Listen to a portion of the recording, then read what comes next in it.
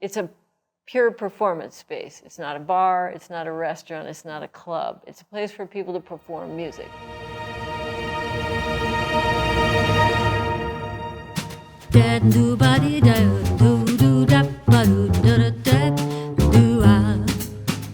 I'd say in the very beginning of our relationship, it might have been competitive, like, oh man, Claire got that gig. Yeah, I was more competitive. My very first gig in 1981 was with Tony Bennett in Rockford. We got to back up the Temptations and Natalie Cole, play with some various symphonies, Joe Henderson's big band at the Hollywood Bowl. There was just a lot of work for someone like us out of school, so it seemed like a real viable career to just be a musician playing the saxophone and woodwinds. At the time, yeah. So we had all these great experiences. Meanwhile, some children come along and it was time for me to get a full-time job, so I decided to use my certificate in music education and get a job teaching, and so I was a middle school band director. I was the assistant at Monarch High School, eventually was the head band director at Monarch High School for 5 years. It was hard work because we would do our teaching during the day and then come home and practice. And we would just hand the baby off to one another. It's like, all right, your turn to practice. So we kept the practicing going and kept our chops up, so we're able to continue with our performing career as well.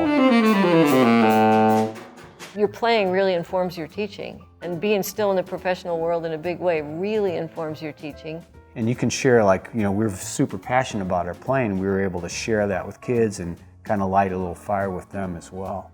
It really was a very fulfilling career.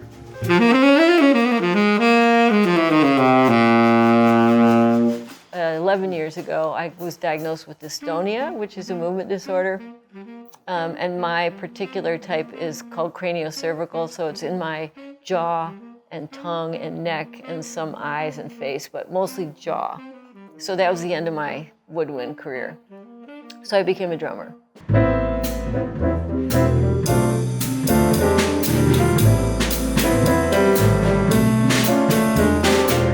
And when I got the dystonia, the teaching sort of saved me. I realized, wow, this is precious what I'm doing here. I need to, you know, be very grateful.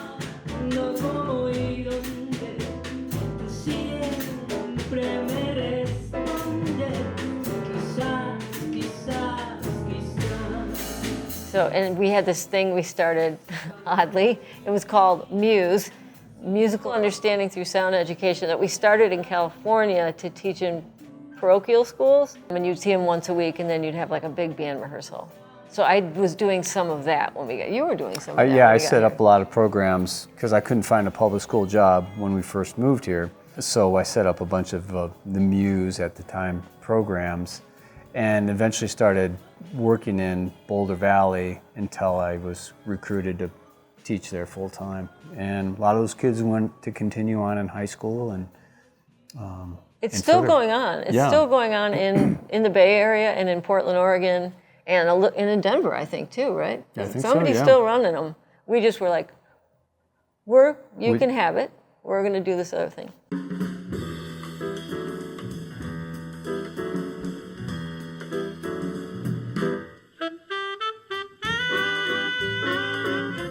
I wanted to have a performance space that wasn't just based on, you know, sales of liquor or sales of food, like it's not a restaurant.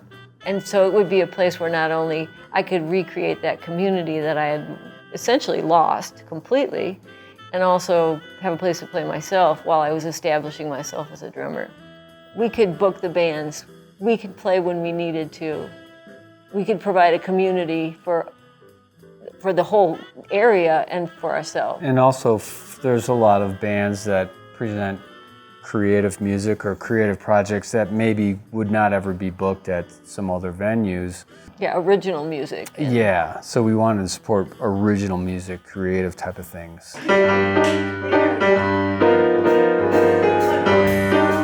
I drove by here and this was for rent, and we had looked at a bunch of places and they were very expensive, as you can imagine, for rent. And I called up and found out what the rent was on this place, and it was it was not nice inside, let's just say. It needed a ton of work. Walked in and said, perfect.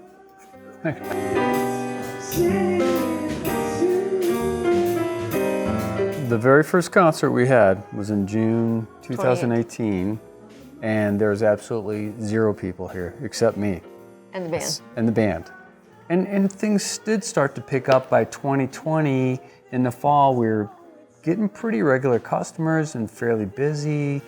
And then, of course, the pandemic hit and just shut everything down. But I want to say we were one of the first places to start doing live streams. We were the first place. As crummy as it was at first, but we got pretty good at it, and then had a lot of bands coming in. They were getting supported by people online with donations, and so that kind of kept us going.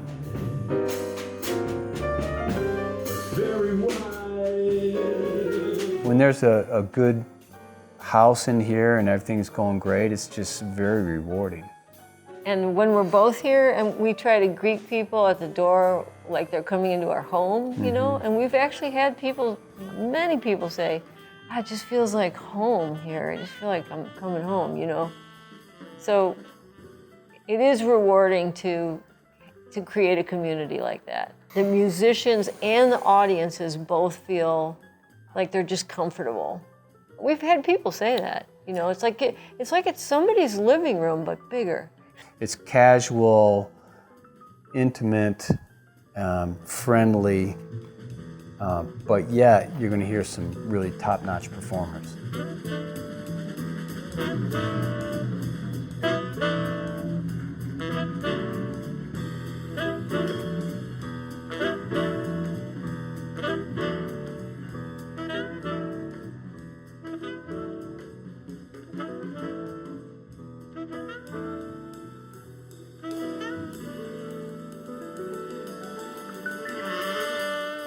So it's those concerts that are so moving, you can tell everybody in the audience is moved, and that probably wouldn't have happened anywhere else. Because there's been times where, like, should we keep doing this? You know, this amount of work, or, you know, we're not making it financially or whatever.